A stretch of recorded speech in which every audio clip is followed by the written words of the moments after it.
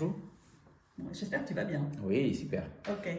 Aujourd'hui, tu vas nous parler donc des différentes étapes pour créer une bande dessinée. Tout à fait. Donc déjà, est-ce que tu peux nous donner les grands titres des Ah, étapes? Alors, c'est assez apparenté à la création d'un film ou d'autres médias de communication visuelle. Donc, en fait, ça démarre toujours par un scénario sous forme écrite la plupart du temps.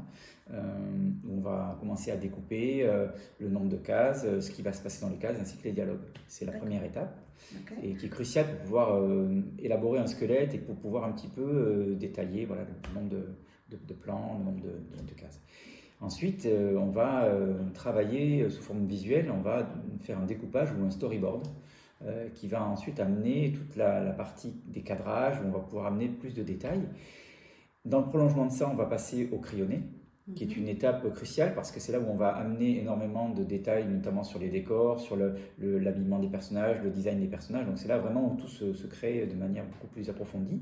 Et ensuite, l'étape ultime, souvent, c'est on a la mise à l'encre ou la mise au propre, où on va vraiment venir détailler le dessin de manière à ce qu'il soit propre et diffusé sur les plateformes aujourd'hui, que ce soit la bande dessinée ou même Internet. D'accord. Et il y a une ultime étape, effectivement, qui est l'étape de la colorisation, pour pouvoir avoir la forme définitive qui va être présentée au lecteur. D'accord, d'accord. Alors, les élèves qui participent au concours Oui. de BD international, en fait, sont à la fois scénaristes, dessinateurs et coloristes. Mhm. Qu'est-ce que tu pourrais leur donner comme conseil pour justement, étape par étape, arriver à une planche de BD aboutie? Ok, alors le premier conseil que je peux donner, effectivement, c'est dans un cadre de concours comme ça, on est sur une histoire courte.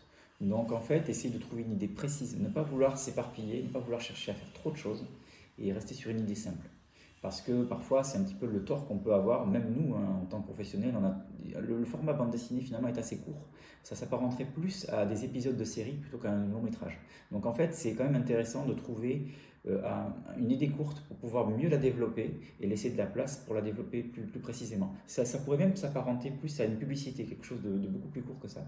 Donc voilà, le premier conseil que je peux donner, c'est de se concentrer sur une idée courte et précise, de manière à pouvoir la développer de manière plus efficace. Ensuite, effectivement, reproduire un petit peu les étapes.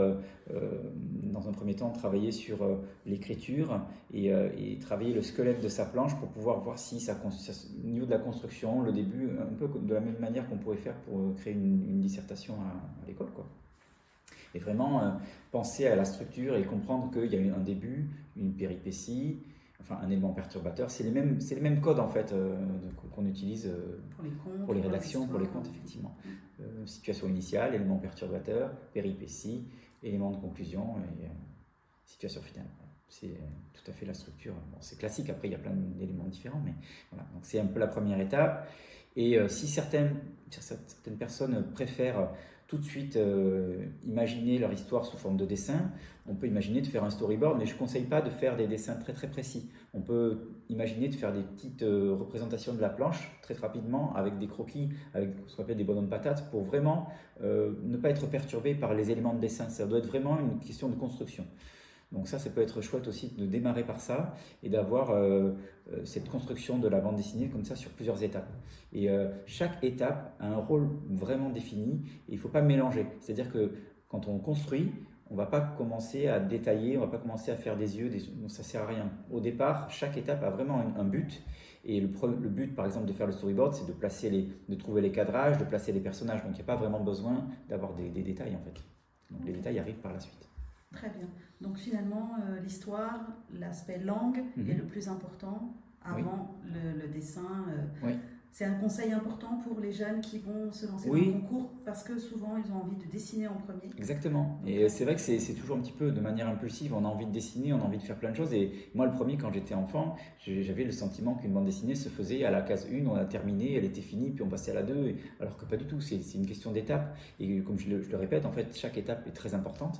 Et on a besoin d'avoir de compartimenter les étapes justement pour ne pas se mélanger et que chaque étape soit bien remplie et apporte son lot de solutions pour ensuite passer à la suite. Très bien. Merci beaucoup Jean. À Avec très plaisir. bientôt. Merci. Au revoir.